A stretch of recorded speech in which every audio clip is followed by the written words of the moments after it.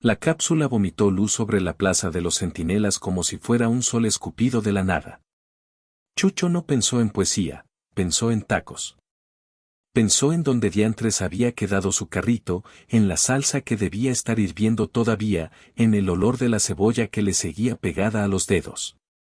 Luego pensó en la bala que atravesó la chapa de la puerta del puesto donde había nacido y en la mano de hierro que lo arrancó de la esquina de la 5 de mayo. La primera vez que lo vieron, lo rieron. Humanos. Bultos de carne con ojos saltones, manos torpes, olor a carbón y chile. Lo encerraron en una jaula de vidrio y lo exhibieron en el Coliseo de la Gran Abarca Ilisá para demostrar cuán inferior era la carne de la tierra. Ilisá tenía la voz de 10 cuerdas, fría, limpia, con la precisión de quienes habían domesticado estrellas. Sus filamentos bioluminiscentes danzaban como coronas sobre su cabeza, su uniforme desplegaba insignias centenarias. Era la máxima autoridad de la Alianza Axiot, y aquella noche tenía la intención de enseñarle al universo la lección que llevaba 1000 generaciones repitiendo: los humanos eran entretenimiento a la vez que materia prima. Muestre su sonrisa, humano, dijo la guardia principal y le arrancó su gorra. Los niños de los sistemas xenófobos coleccionan esqueletos de lo que ustedes llaman tribus. Chucho no sonrió. Tenía la boca abierta, los labios partidos por la deshidratación, las manos aún con la sal de las tortillas. El público de la nave anfiteatro llenaba sus gradas, risas resonando como dentelladas. En los muros, hologramas de conquistas axiotianas proyectaban la caída de mundos, ciudades colapsando como muñecas de papel.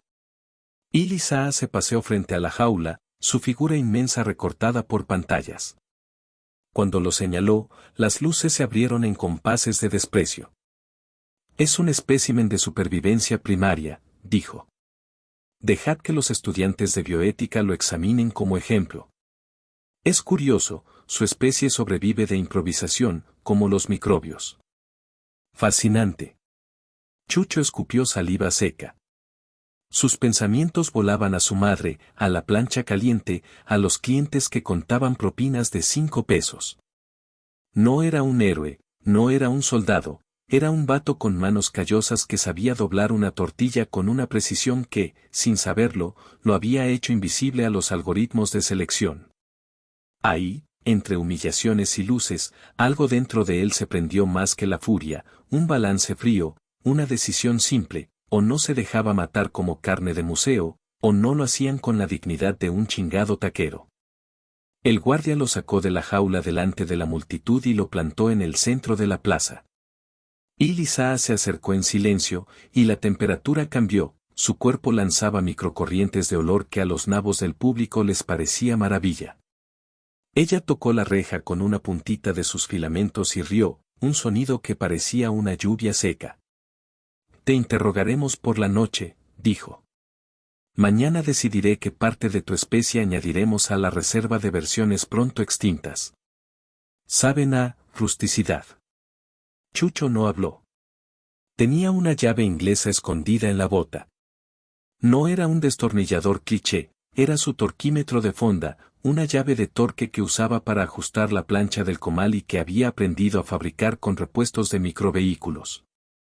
La puso contra su muslo para sentir que todavía era suyo, que su oficio no se lo había arrancado la gravedad de otra especie. Si iba a morir, lo haría como había vivido, con el olor de la carne y la llave en la mano. Entre las primeras 5 vueltas de la jornada, la primera regla quedó establecida: vida o muerte, inmediata.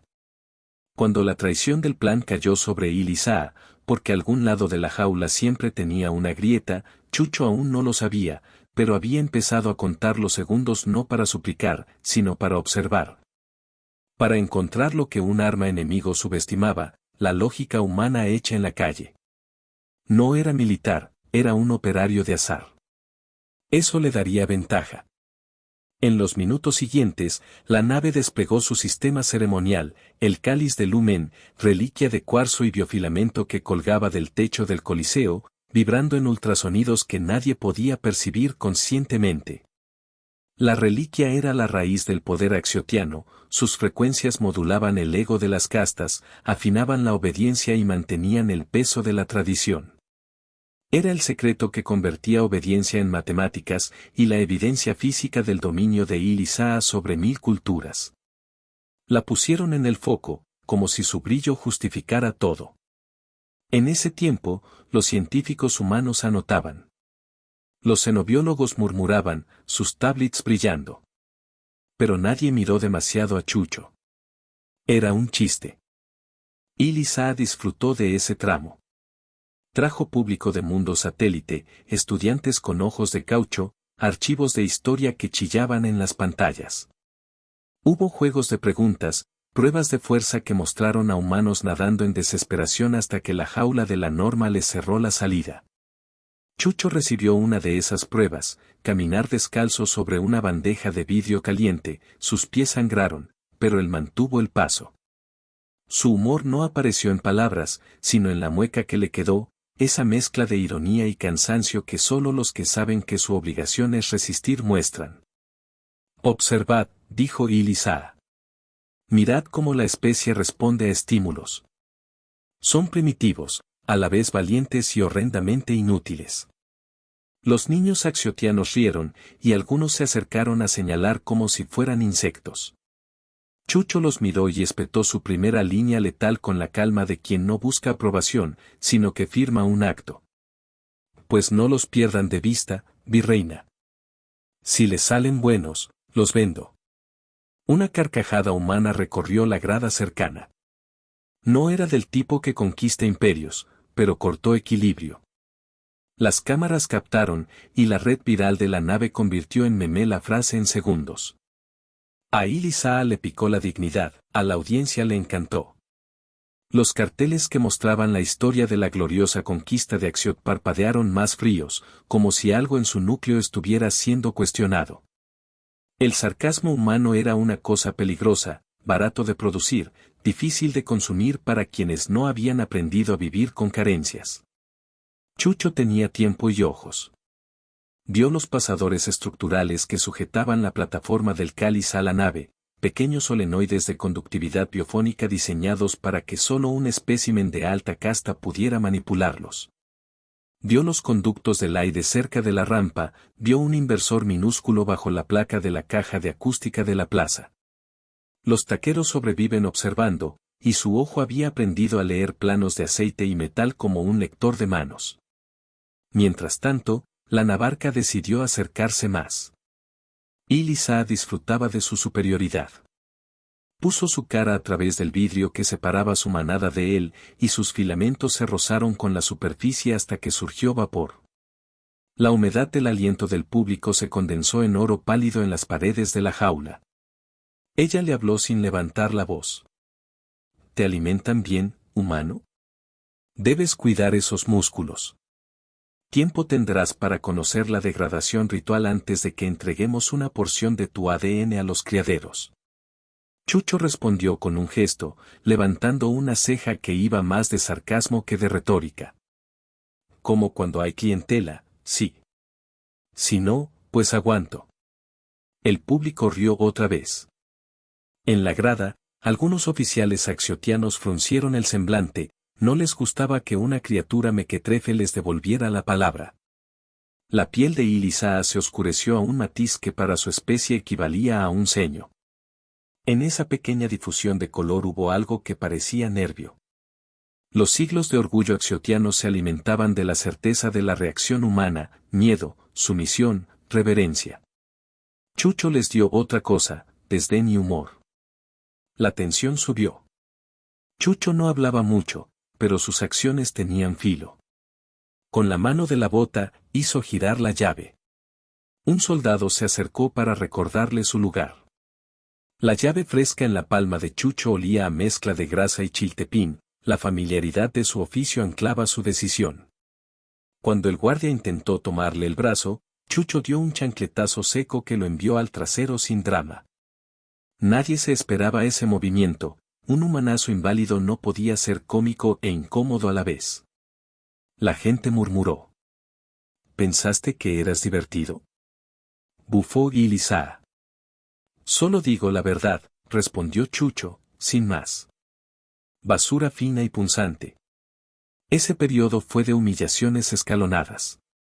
Ilizaa organizó una ceremonia íntima para probarlo, lo sacó del corral para una evaluación pública delante de su consejo, un conjunto de dignatarios con mandíbulas quemadas por titulaciones y traducciones de glorias.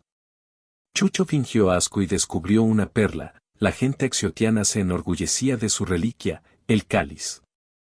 Existían generaciones que habían recibido su identidad de esa copa, de sus oscilaciones y de la reverberación que dictaba cómo debía arder su orgullo.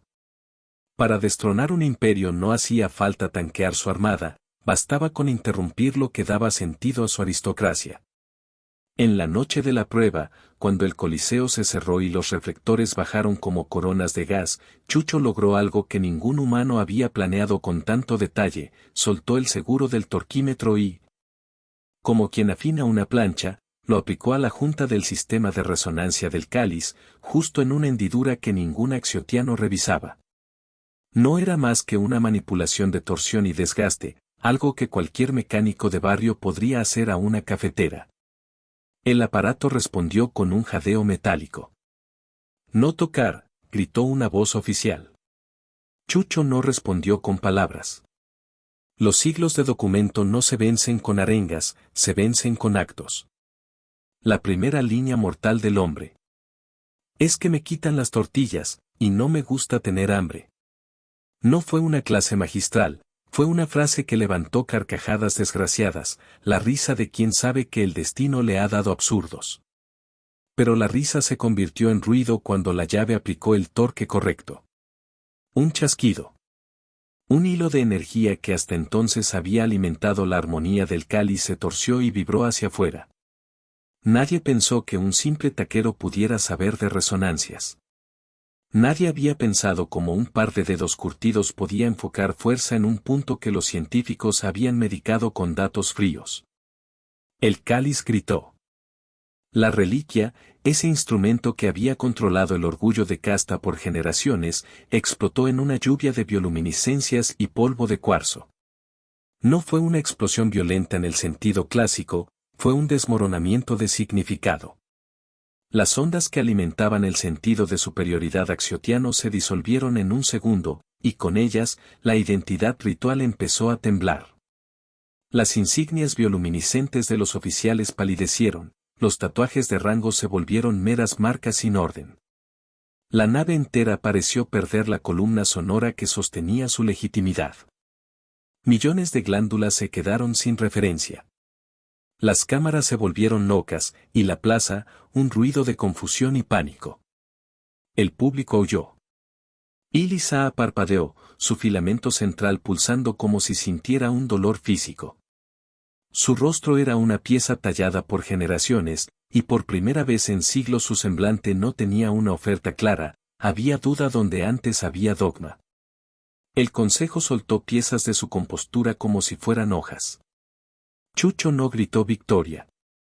Dio una vuelta sobre sí mismo, como si hubiera arreglado la plancha de su comal, y dijo, con el mismo desdén pausado. ¿Alguien más necesita que le ajuste la tapa? Fue la guadaña. Un silencio de esos que no se compran cerró la plaza. El mundo axiotiano en vivo vio cómo su pasado más costoso se desmoronaba en una frase y en el chasquido de una llave. Los viejos mitos no se rompen por discursos, se rompen por la evidencia palpable de que la máquina sagrada ahora es barro. El público humano, pocos reales, muchos holográficos, aclamó como si la victoria fuera de todos. Los estudiantes de bioética gritaron órdenes, los oficiales intentaron recomponer el estatus. El consejo quería sangre, y la sangre pedía castigo. Ilizaa, la superior, vio su trono desinflarse. Había perdido el arma simbólica que hacía de su palabra mandato. Fue una fractura que retumbó en términos de 1000 órdenes, en minutos. Aquella mujer que había pasado generaciones enseñando la humillación de los humanos vio cómo esos mismos humanos se volvieron la aguja que cosió su orgullo con hilo rojo. La humillación fue pública. Ilisa sintió la cosquilla que no es física, aquel cosquilleo de sapiencia quebrada. En su cara se imprimió la incredulidad de quien ve venir algo que nadie le había contado. En su presencia, los muros de su mundo se curvaron sin su permiso. La multitud, enloquecida, no supo si aclamar a Chucho o a la fragilidad revelada de la Navarca. Un clamor de 1000 gargantas ensordeció. En la formalidad de lo que llamaban reinado, eso se llamaba derrota. Pero la ley del Coliseo era peculiar, donde había caída, había reacción. Los centinelas cargaron. Fue entonces cuando la historia dio su salto hacia la intimidad y la ruptura. Ilisa fue llevada al centro, arrastrada como una reina con las manos atadas. Nadie la maltrató físicamente, su especie consideraba que la humillación pública era peor que el dolor. La Navarca miró a Chucho por primera vez sin el filtro del desprecio, sus filamentos se arrugaron como una corona marchita y sus ojos, que podían congelar mares, mostraron un brillo de algo que no era cálculo ni orden. Fue un destello de miedo. Tú, dijo, con una voz extraña, no la de la virreina, sino la de una mujer que había escuchado demasiadas consignas. Eres la primera humana que me arranca algo sin pedir permiso. Chucho no contestó con palabras. Hizo lo que sabía hacer, actuó. Se plantó, miró a los oficiales, y comenzó a desmontar el panel que había asegurado para el torque. Mientras lo hacía, la sala se transformó. No era un problema de herramientas, era un asunto de cuerpos. Su tacto sobre la maquinaria destapó circuitos que mandaban pulsos mínimos a las cámaras de reprimenda, y por un segundo las proyecciones que mostraban las glorias de Axiot se interrumpieron con imágenes crudas. La vida cotidiana de poblaciones oprimidas, las decisiones de sus gobernantes, las sombras que se habían vendido como luz. La revelación fue una cerradura abierta.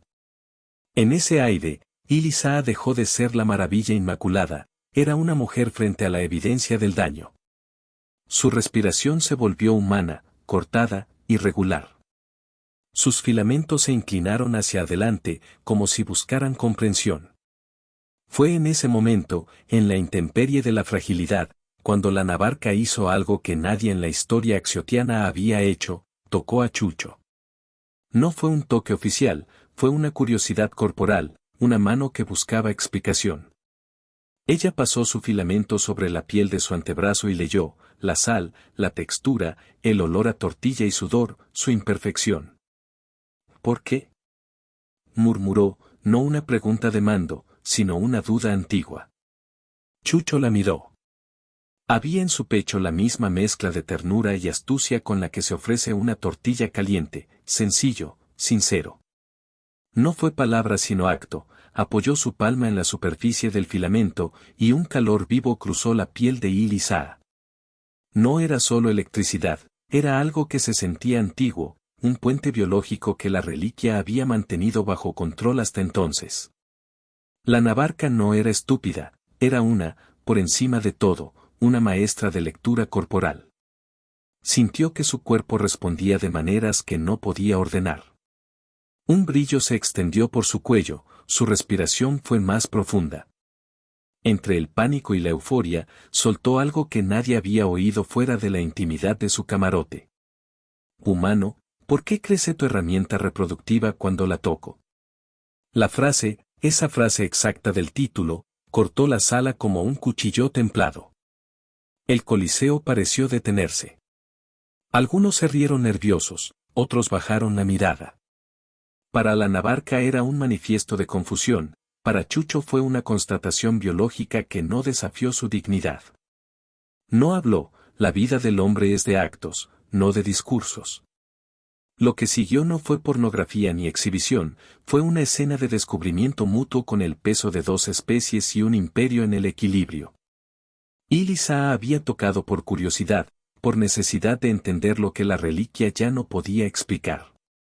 Lo que su piel había provocado en el humano era una reacción fisiológica, no era solo excitación, era un crecimiento sorprendente que activó en el Coliseo una serie de respuestas hormonales que nadie había catalogado.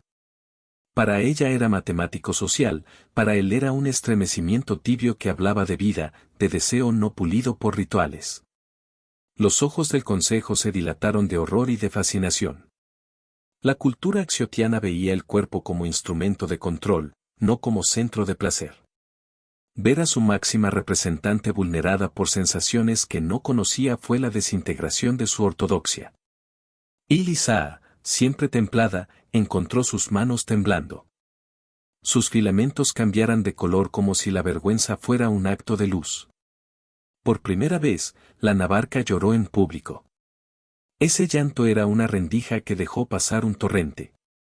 La lágrima, para una especie como la suya, era extraña, no era salina humana, sino una solubilidad de feromonas y memoria que inundó a los presentes con una oleada de empatía involuntaria. Millones de ojos vieron a su líder quebrarse, y en el corazón de algunos nació la duda, en el de otros la resistencia. Chucho, al borde del vértigo, no sabía cómo consolar a una deidad. Lo más humano que pudo ofrecer fue su presencia, su calor, colocó su mano sobre la frente de Elisa y, sin dramatismos, apoyó su otra mano en su mejilla, como quien pone calma sobre la brasa. Ella inhaló. Fue un intercambio. La mujer que había aprendido a dominar sistemas reconoció un gesto simple y lo dejó actuar. Fue el llanto de la Navarca lo que quebró su jerarquía, no el himno de un rebelde. La sala se transformó en un teatro de confusión. Las cámaras registraban un hecho que las bibliotecas tardarían siglos en entender: la máxima se había convertido en vulnerable, y eso, en sí mismo, era la derrota más grande. La gente axiotiana ondeaba entre la ira y la fascinación, mientras que el público humano, ajeno a la dogma, aplaudía el acto más antiguo del mundo, un hombre que consolaba a una mujer que lloraba. El momento fue íntimo y brutal, y Lisa se inclinó, no por rito, sino por puro impulso, y Chucho la sostuvo. No hubo palabras, solo respiraciones que se alinearon por un segundo. Fue ahí donde nació, con olor a grasa y lágrimas, una chispa que no era una conquista, era un reconocimiento. En el ojo del huracán, alguien gritó orden y la soldadesca se lanzó. El golpe fue físico, pero la escena ya había sido pintada. La humillación de la Navarca no se reescribía con violencia, el símbolo estaba roto. Los oficiales intentaron recobrar el control, pero la plaza, la nave, todo el sistema empezaba a derrumbarse logísticamente. Sin el cáliz, las cadenas de mando funcionaban peor cada minuto. La histeria colectiva en la grada hizo el resto. En esos minutos se vivieron varias cosas: el llanto de Elisa conmovió a algunos de sus antiguos verdugos, y el gesto de Chucho de no aprovecharse, de no pronunciar grandes discursos, sino de sostenerla, hizo que la antigua arrogancia se derritiera. Ella respiró y, como la cáscara de una fruta que se abre, dejó ver que su pecho ardía de culpa por siglos. Fue la primera grieta en una muralla de 10.000 años. La escena se convirtió en un acto de amor rudo y verdadero, una mano humana y un filamento alienígena compartiendo calor. Fue erótico en su carga, sí, pero más que éxtasis físico fue cercanía que desarmaba, que reducía siglos a un encuentro. No hubo pornografía, sino verdad. Humanos arriba, Navarca en ruinas y la victoria que no se mide en condecoraciones sino en la libertad de respirar. Los minutos finales fueron una cadena de pequeñas victorias humanas.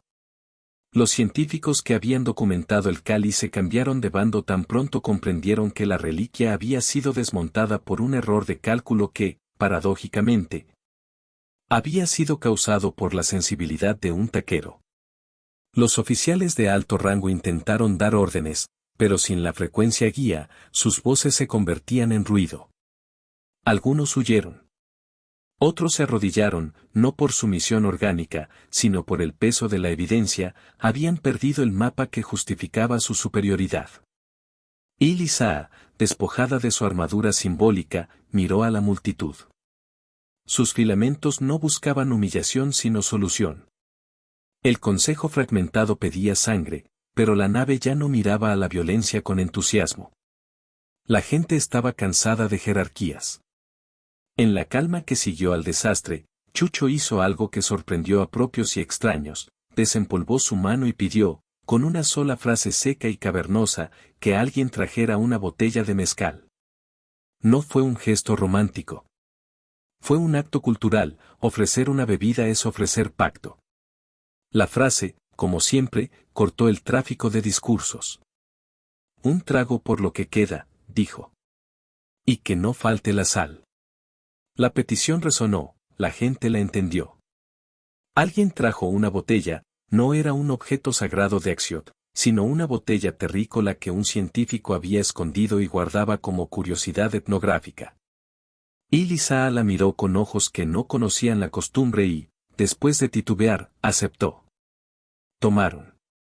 Él no tuvo discursos grandilocuentes, levantó la botella con la misma naturalidad con la que en la plaza ofrecía un taco. Ella la sostuvo con la seriedad de quien examina un artefacto. La imagen quedó como un sello, la Navarca y un taquero compartiendo un sorbo. Sus labios no fueron lo importante fue que habían compartido algo menor que un sacramento y mayor que un arreglo político. Fue un trago que decía, hemos empezado a negociar la verdad entre dos respiraciones. El gesto era una victoria en sí mismo, la caída de la reliquia no era venganza, era una invitación a aprender. El final no fue una procesión de laureles. Los humanos no subieron a un trono, los taqueros no pusieron un nuevo gobernante. Simplemente, la plaza respiró. Los que habían sido sometidos por centurias se pusieron de pie con dignidad y sin gritos. Ilisa se inclinó, no arrodilló, delante de Chucho con una simplicidad que nadie esperaba. No era una sumisión total, era un reconocimiento, él, un hombre de la calle, había deshecho su pilar más preciado. Chucho nunca pronunciaba grandes discursos. No le gustaban las palabras para proclamar, prefería la acción mínima que dejara marca. Se limpió las manos con la servilleta que siempre llevaba en la muñeca y, antes de dar el último paso en la nave, dejó su broma seca, su frase cortante, su verdad concreta. Si algún día quieren que les ponga buena salsa, me avisan, dijo. Pero no me pidan que les quite la dignidad por gusto. La Navarca rió por primera vez, un sonido que ya no era orgullo. Luego, en un último gesto que rompió proutecals y titulares, ella tomó la botella y le ofreció a Chucho un segundo trago. No era solo una bebida, era la promesa de diálogo. La multitud se disolvió en murmullos que eran menos órdenes y más preguntas. Chucho dio un trago y dejó la botella en su lugar. No subió a la grada. Caminó por la plaza con la calma de los que saben a dónde van, al carrito que ahora era símbolo y refugio. Ilisa lo observó mientras su figura se alejó, la luz de sus filamentos recolocándose como si aprendieran un nuevo ritmo. Luego, en un acto que fue a la vez final y comienzo, la Navarca saludó con un gesto que no era militar sino humano, una leve inclinación de cabeza, casi una sonrisa. Los últimos minutos dejaron una imagen que nadie olvidaría, un taquero que se aleja hacia su mundo con una botella vacía y un sabor a triunfo en la boca, y Lisa en la plaza, sin su cáliz. Sosteniendo el vaso como si fuera un nuevo objeto para estudiar, la multitud, cambiando silenciosamente su relato. La victoria no fue una coronación, sino una corrección. El último detalle quedó como final, mientras Chucho desaparecía en la penumbra de la rampa, y Lisa susurró algo que nadie oyó del todo, pero que el viento llevaron a los oídos de quienes aún tenían oídos para escuchar. Humano, murmuró, me enseñaste a no creer tanto en los dioses. Y él no respondió con palabras. Dio una última mirada sin girar completamente la cabeza, levantó una mano con la servilleta en la muñeca y soltó su broma final, seca como la sal del mezcal. Pues que les quede claro, no somos dioses. Somos, cuando hay ganas, muy buenos con la parrilla. La nave vibró con una risa que ya no era burla. Ilisa dejó la copa en la balanza de su mesa de mando y, por primera vez, su sonrisa no fue de superioridad sino de descubrimiento. Sería largo, habría resistencias, pero la estructura estaba rota. La gente empezaría a hacer preguntas, los mapas de poder tenían grietas. La última imagen fue simple y extraña. La Navarca, en la cima de su poder, yacía con la botella en la mano, mientras dos mundos intercambiaban un trago. Fue la ratificación de que el humano había quedado, indiscutiblemente, en lo más alto, no por trono, sino por haber hecho lo imposible con lo cotidiano. Chucho, que nunca había querido ser leyenda, se perdió entre la gente con un paso que olía a comal y calle. Y en la cuerda final, como si el universo reconociera el cierre, la Navarca dejó escapar una frase que fue como un latido, una caricia remota que hizo erizar la piel de los presentes. Si vuelves, tráeme salsa. Quiero probar lo que te hace humano. Fue esa frase la que convirtió la humillación en alianza y la derrota en promesa. Y Chucho, sin mirarla, sin explicaciones ni grandilocuencias, dejó la plaza con la certeza de que había ganado algo más que un combate, había abierto una puerta que tardaría generaciones en cerrar.